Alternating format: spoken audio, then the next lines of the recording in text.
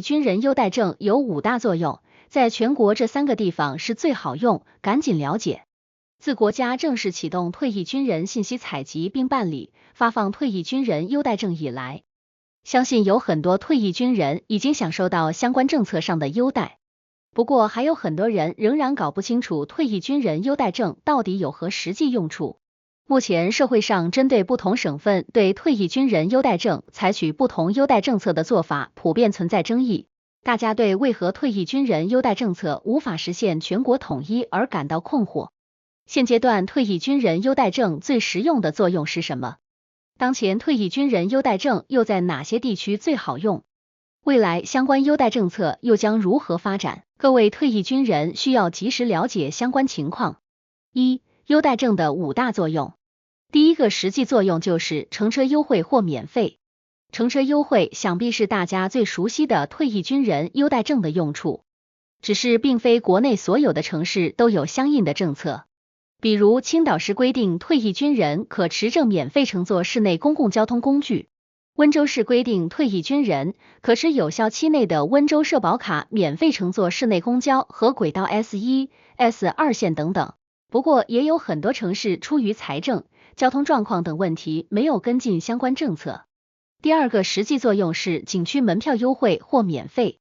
自退役军人优待证推出以来，全国多地旅游景区纷纷跟进优待政策。截至目前，全国已有超过1600家景区对持有退役军人优待证的人员实行免门票或免首道门票的优惠，还有部分景区还将退役军人的家属纳入到优惠对象之中。第三个实际作用是能够享受购物优惠。现在国内有不少景区或商场都针对退役军人推出购物优惠政策，消费场景覆盖酒店、餐饮、娱乐、购物等等。比如部分城市的万达商场对持证的退役军人给予观影、餐饮、购物等方面的优惠。第四个实际作用是在购买车票、机票时享受折扣。目前国内部分铁路局会推出针对退役军人的7折优惠票，只是考虑到国家铁路运营实际情况，这种优惠方案并不具备全国铺开的可能性，可以说是可遇而不可求。不过退役军人凭证享受优先购票和乘车，则是国家保障军人权利的基本要求。在实际执行中，残疾退役军人可凭残疾军人证在乘坐火车、轮船时享受半价优惠。至于在机票方面，现阶段国内还没有专门为退役军人设置专属的优惠，不过部分航空公司会针对退役军人推出购票优惠或免费增值服务。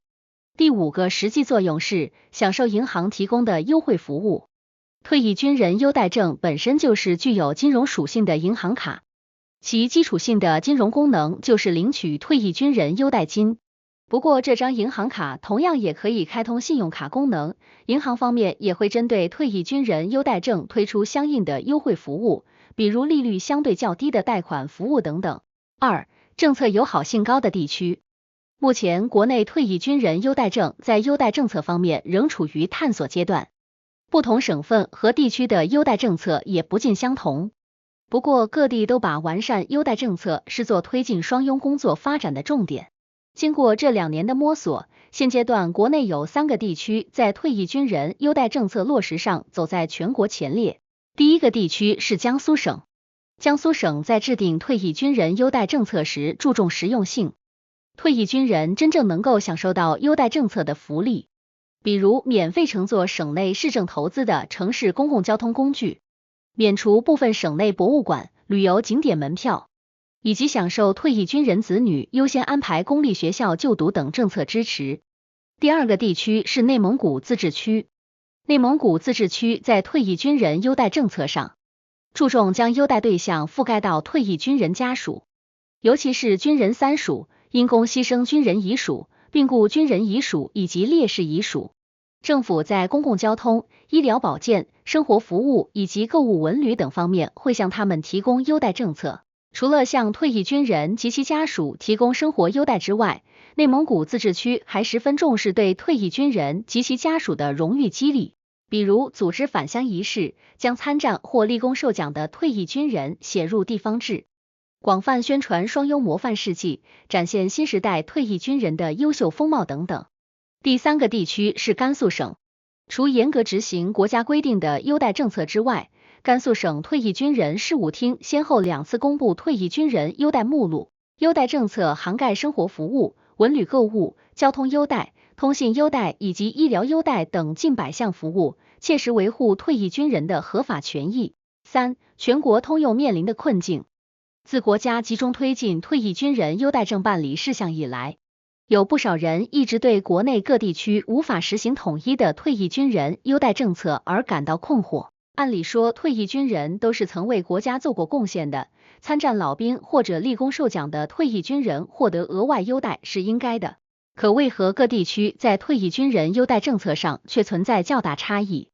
事实上，哪怕在同一个城市里，也可能因城乡间的发展差距，而在退役军人优待政策制定、执行上存在差异。又更何况全国范围内推行的退役军人优待政策。退役军人优待政策无法全国范围通用的主要原因可以归纳为2方面。第一个方面是经济社会发展存在差异。退役军人优待不仅仅要体现在优先，更要体现出实惠性。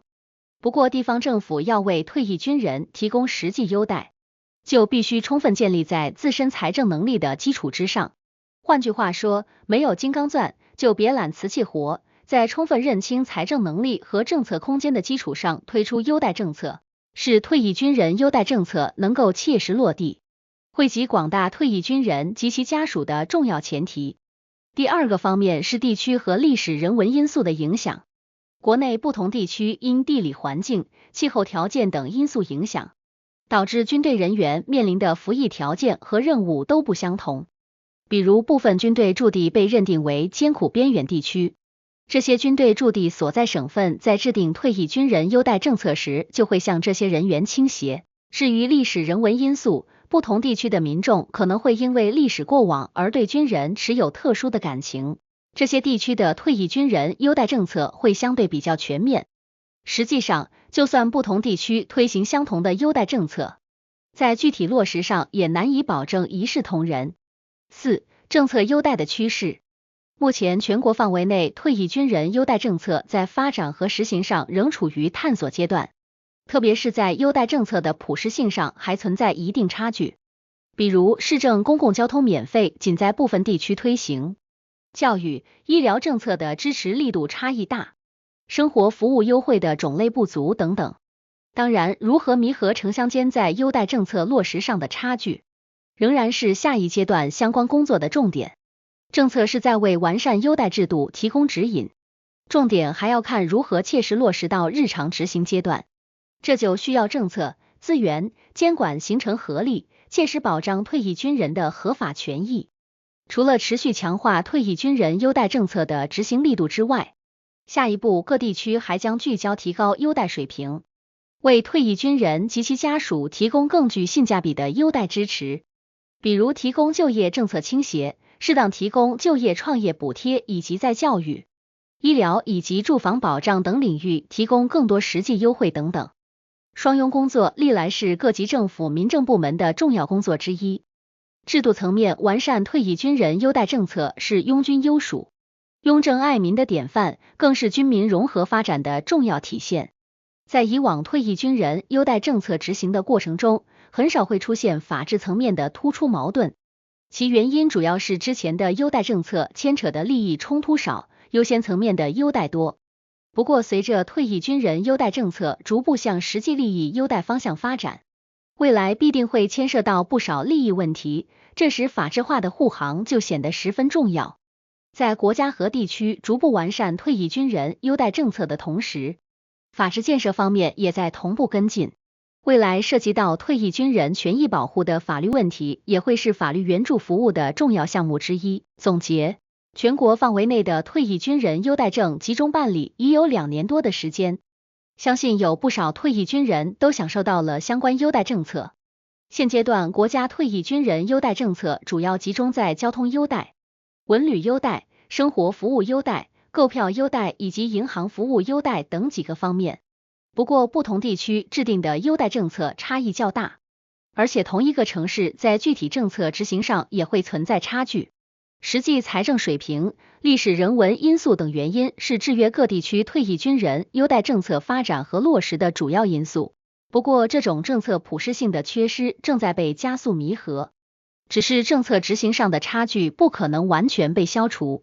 有利益冲突就会有矛盾，相信未来退役军人优待政策在制度设计、具体落实以及法治监管等方面会取得显著进步。